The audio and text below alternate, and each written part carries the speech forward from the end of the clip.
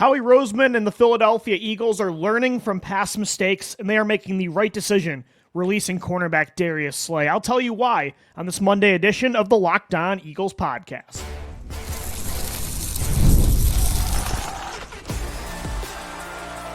You are Locked On Eagles, your daily Philadelphia Eagles podcast, part of the Locked On Podcast Network, your team every day. Eagles fans, thanks so much for making us your first listen each and every day. I'm your host, Louie DiBiase. Whether you're listening in Philadelphia or across the country, across the globe, we thank you so much for making us your first listen each and every day. Today's episode is brought to you by FanDuel. Right now, new FanDuel customers, you can get $150 in bonus bets if your first $5 bet wins. We got some news to get into today. The offseason is in full swing in the Philadelphia Eagles. The first big shoe has dropped. The Philadelphia Eagles have released cornerback Darius Slay after what I would say is 5 incredible seasons in the city of brotherly love. And as instrumental as Darius Slay was to the last 5 years of the Philadelphia Eagles' success, including 2 Super Bowls, 4 playoff appearances, the golden era, in my opinion, of Eagles football, he was instrumental as well in this past Super Bowl win. At the same time, I think Howie Roseman is making the right decision by releasing him today. And I think it's really good to see Howie Roseman learning from the past, as he always does. But this is a new mistake in the past that he has learned from. And it's removing his heart from very tough roster decisions he has to make after a Super Bowl win. Unlike in 2017, where Howie just it's understandable, right? That was your first championship. You are so indebted to those players that got you that first ring. Howie, though, could not remove the heart. It's like he rewarded players for what they did rather than what they were going to do. So he doubled down on players like Alshon Jeffrey, Jason Peters, guaranteed those contracts, spread money around with players that in a few years, when that cap hit comes knocking, those players still aren't going to be worth having on the books. You look at his loyalty as well to past legends and I'm a hypocrite for this one, but at the time I loved it. But now we know it was the wrong decision, the wrong approach, bringing back somebody like Deshaun Jackson in 2019. There were so many different reunions with the Eagles and, a guy like Vinny Curry, who had a solid year coming back after he left for Tampa Bay after the Super Bowl year. But overall, I think Howie Roseman, his heart was involved too much in a lot of these decisions. And it's good to see that he continues to learn from his past, this time learning from how to handle things, not post-Super Bowl loss, but post-Super Bowl win. He has completely removed his heart from this. Darius Slay, it would have been totally understandable why Howie Roseman's heart got involved in this. Darius Slay, again, he was a captain of this team for years. He was essential in being a role model and a mentor for the future corners of this team, Quinyon Mitchell and Cooper DeJean. Without Darius Slay, I don't know if those two have the Rookie of the Year finalist seasons they did. Darius Slay brought stability to a position in Philadelphia that was in such disarray for a decade plus, really outside of a few good years of Asante Samuel.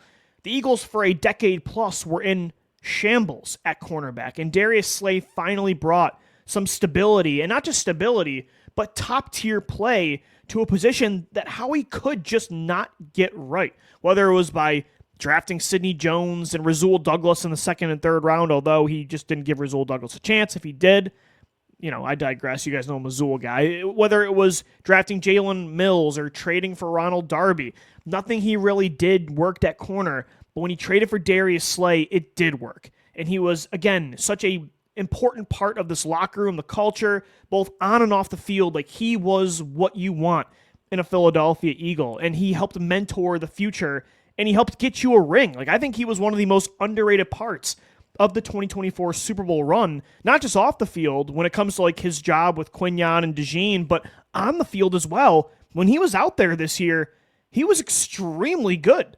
He had some big-time plays. He had the forced incompletion on Puka Nacua in the divisional round on that final fourth down that catapulted the Eagles into the NFC Championship. He had that amazing interception against the Green Bay Packers in the wild card round, the game-winning pass deflection in a close game against the Carolina Panthers.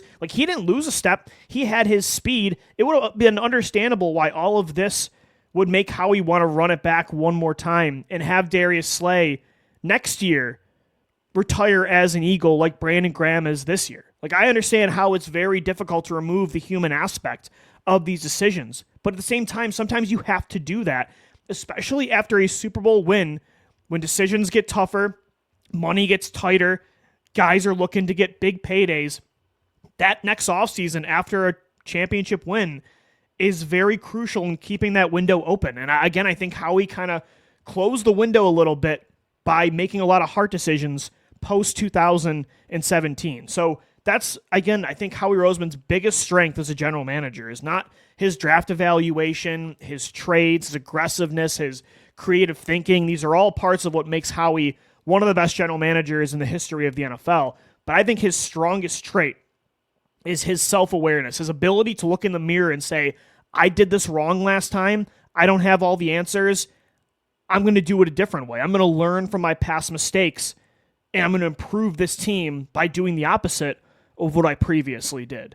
That's, again, Howie's self-awareness, his ability to learn from his own mistakes and mistakes across the league, to learn and to change, to adapt or die, to adapt. That's his strongest trait. And although I think Darius Slay could probably still have a good year in 2025, he'll likely sign with a contender. Like, maybe he finally does go to Baltimore as he almost did last year. Maybe he goes back to the Detroit Lions as he said he potentially could when he was on the Amon-Ra St. Brown podcast about a week and a half ago. I'm sure he'll be good next year, but it was smart, I think, for Howie this time around to get out of a player's contract a year too early rather than a year too late, because in the past, Howie and the Eagles have paid for that. And again, I think he would probably be good with the Eagles next year, but the other thing you got to think about is that Slay, even when he played well this year, he was on and off the field all year long. Like, it was very Jason Peters-esque at the end of his time in Philadelphia, where he just wasn't finishing games, or he wasn't playing a full game. There'd be times he'd disappear for a quarter because his leg got banged up, or something in his shoulder or his arm. Like, there was a lot of Isaiah Rodgers we saw this year. There was a lot of Isaiah Rodgers. So he's 34 years old. He was getting injured, and you have a 23-year-old in Kelee Ringo who's younger than Quinyon Mitchell that you had traded up for a few years ago. You gave up a future third to get him. He showed to me flashes at the end of 2023. I think he grew tremendously this year as well in the physicality department as a tackler. I thought he was the Eagles' best gunner on special teams. So that's the other reason I'm okay with letting Darius Slay go, is that I think Kelee Ringo and Isaiah Rodgers can be good enough starters in 2025. Like, Ringo, the potential, the traits, the age at 23, the flashes that we've seen, I think, and he had a good summer. Like, I think if it was going to be him or Rodgers starting on the outside with Quinyon in the slot, which was the original idea while DeJean was injured, I think Ringo would have played well. Between him and the flashes we saw of Rodgers on the field this year, I think he played extremely well every single time that Slay came off the field. And it's not easy to play cornerback in the NFL, especially when you're not a starter and you just thrown into a game, especially like in a big spot. You look back at that Cincinnati game, Isaiah Rodgers gets thrown into a close game in the fourth quarter. He's one-on-one with Jamar Chase. Stride for stride, follows him down the field, forces the incompletion, or forces the ball in the air that was then intercepted by Chauncey Gardner-Johnson. So Isaiah Rodgers is only 27 years old. He has an elite trait. He is a sub 4.3 speed cornerback. And Kelee Ringo is a guy that I really want to see through his potential as well. I think you let those two duke it out this summer. And are they going to be as good as Darius Slay at his peak? No, I don't think so. But I think they can be as good as Slay was in 2024. I think re-signing Isaiah Rodgers now is a top priority for Howie Roseman and this football team. I want it to be Kelee Ringo in 2025, but I'd want to bring back Rodgers, 27 years old, in his prime. Probably won't cost you a whole lot. Let him and Ringo duke it out this summer on the outside with Quinyon Mitchell and Cooper DeJean on the other side, on the boundary, in the slot. And that's your future at the cornerback position. I think that's what they do. I think that's what they plan to do. And as much as I love Darius Slay, and you guys know I'm a corner guy, I love Darius Slay. I'm indebted to what Darius Slay did for this football team. I do think this was the right decision. But again, Slay, tip of the cap, a leader on and off the field, one of the funniest guys the Eagles will ever have on their football team, and one of the most productive. 5 seasons, he had 3 Pro Bowl appearances, had an All-Pro year in 2021, 10 career interceptions with the Eagles, 4 that went for touchdowns, whether it was a fumble recovery or a pick. Darius Slay, again, brought stability to a position that was on fire for a decade plus. And I'm so glad that he ended his Eagles career with a Super Bowl. I'm really glad that he got a ring because there's not a lot of Eagles that deserved it more than Slay. All right, guys, coming up next right here on the Locked On Eagles podcast, do the Eagles try to replace Darius Slay at corner through the NFL draft? Mock Draft Monday coming your way. Another 7-round mock coming up next. Today's episode of the Locked On Eagles podcast is brought to you by FanDuel. When the game tips off, the NBA action is just getting started, and there's no better place to get in on the action than FanDuel, America's #1 sportsbook. With FanDuel, you can place live bets throughout the game, so even if you miss the opening tip-off or want to bet on a fourth quarter comeback, you can stay in on the action. If you're looking for a bigger payout, you can even combine your live bets into a same-game parlay. I love using FanDuel's live betting feature. It keeps every moment of the game exciting. Whether I'm backing my team for a late-game rally or picking a player to hit a clutch 3, I never feel like I miss my chance. Plus, the app is easy to use, and when you win, you get paid instantly. I hit on the New York Knicks against the Grizzlies Friday night. I picked the Lakers again, money line over the Clippers. In back-to-back games, LA's red hot. I'm winning some big money because of the Lakers and LeBron James, Luka Doncic through FanDuel. Right now, new FanDuel customers, you're going to get $150 in bonus bets if your first $5 bet wins. Just visit FanDuel.com to join today. That's FanDuel.com for your shot at $150 in bonus bets. Make every moment more with FanDuel, the official sports betting partner of the NBA. All right, it's time for Mock Draft Monday right here on the Locked On Eagles podcast. I went through another 7-round mock draft for you. This is mock draft number 2 of the offseason, although it's technically number 3 because I did our offseason simulation for 2025 last Tuesday, which included a 7-round mock. So you're going to get a lot of mock drafts on this podcast. So this will be round 3, at least for the Locked On Eagles podcast, but it's Mock Draft Monday, episode 2 for the 2025 offseason. The Eagles currently pick at number 32. I think there's a really good chance they could trade up. I think there's also a really good chance they could trade down.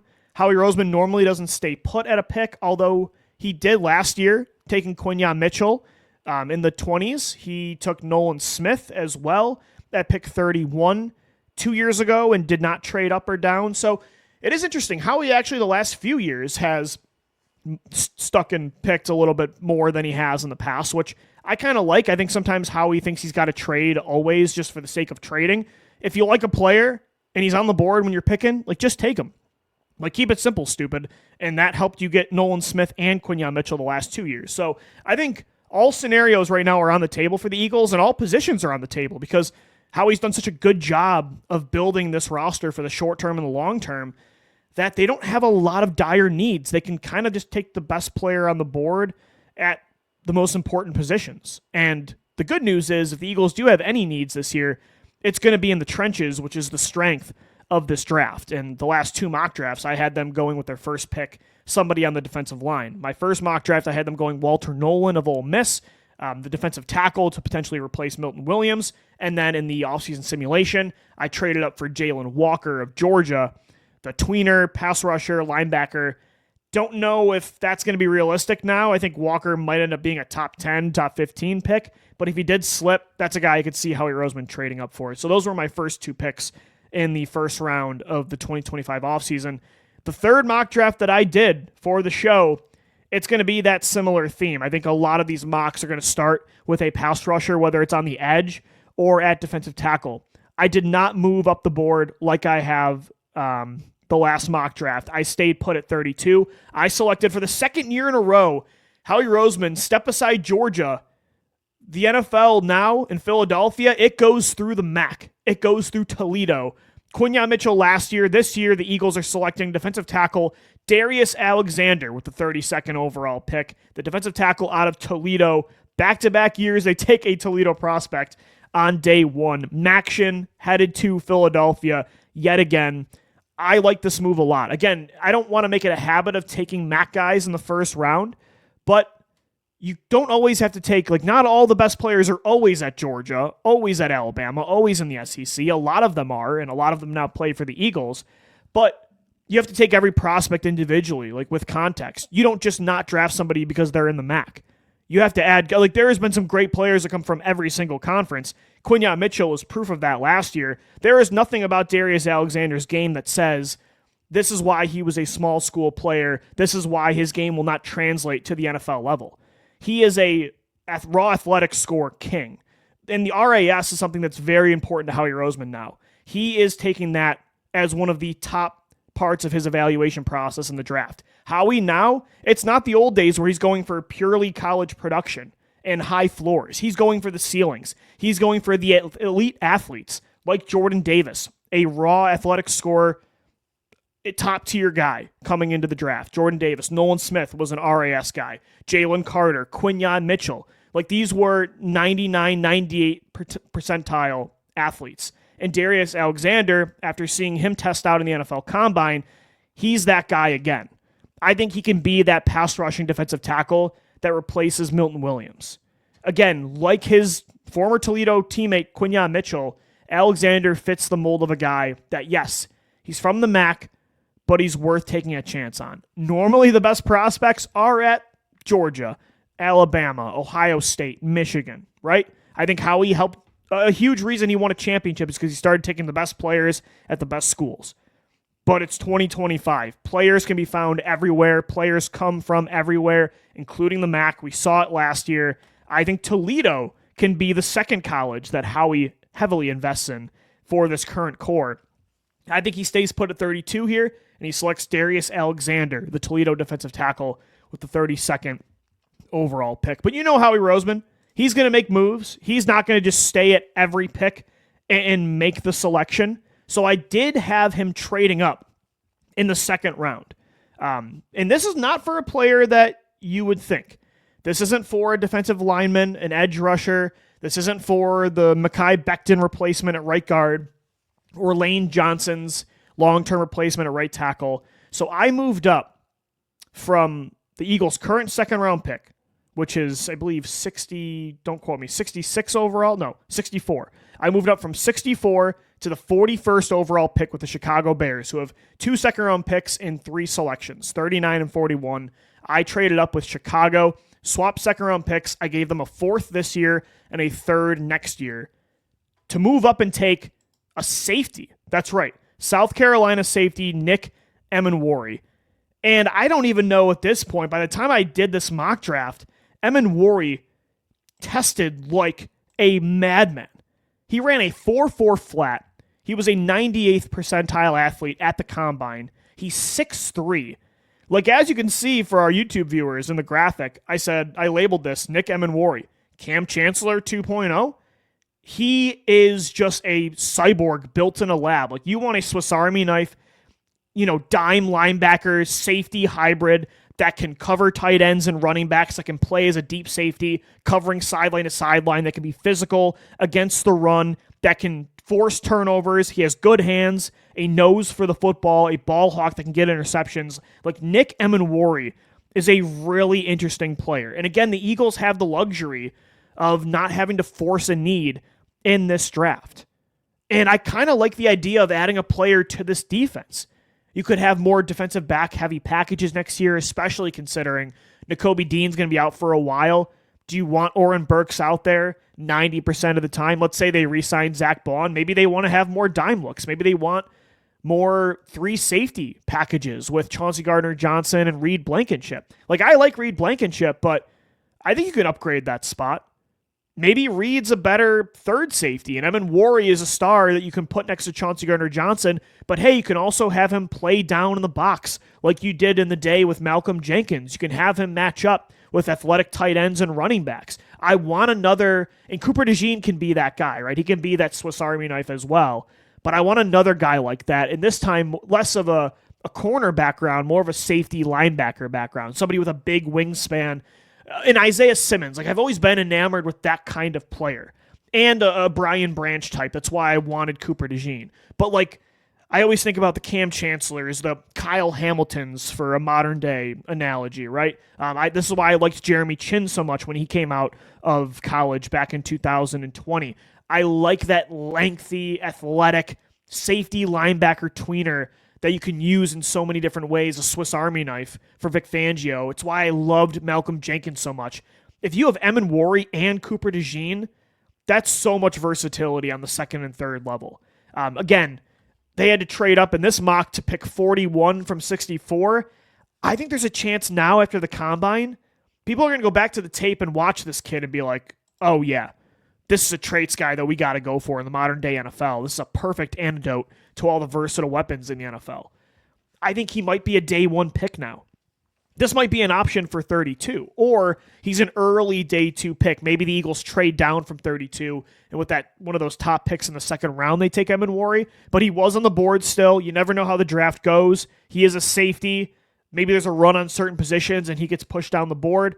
If the Eagles could come away with their first two picks, whether it's Emin first or Alexander first, whatever the order, if they can get Darius Alexander and Nick Emin for this defense long term, like that's an exciting first two picks of the draft. So again, I traded up from 64 to 41, gave up a fourth round pick this year, 129 overall, and then I gave up a third round pick, one of the two that you have for 2026, to go get a new Swiss Army knife for the Eagles defense to pair with Cooper DeJean.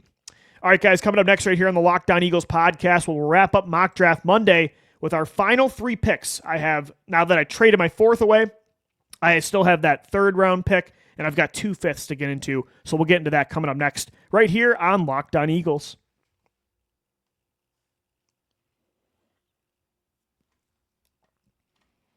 All right, Mock Draft Monday continues. To recap my first 2 picks, I stayed at 32nd overall, took another Toledo player 2 years in a row. Howie Roseman goes to the MAC for his first round pick. Defensive tackle from Toledo, Darius Alexander, who tested really well at the NFL Combine. Again, a 98th percentile athlete. That RAS, raw athletic score, is something that Howie Roseman takes very seriously. You guys know me. If you've been listening to this show for 8 seasons, I'm all about the traits, the physical upside in the NFL draft. Get me a player like this, especially if Milton Williams signs elsewhere.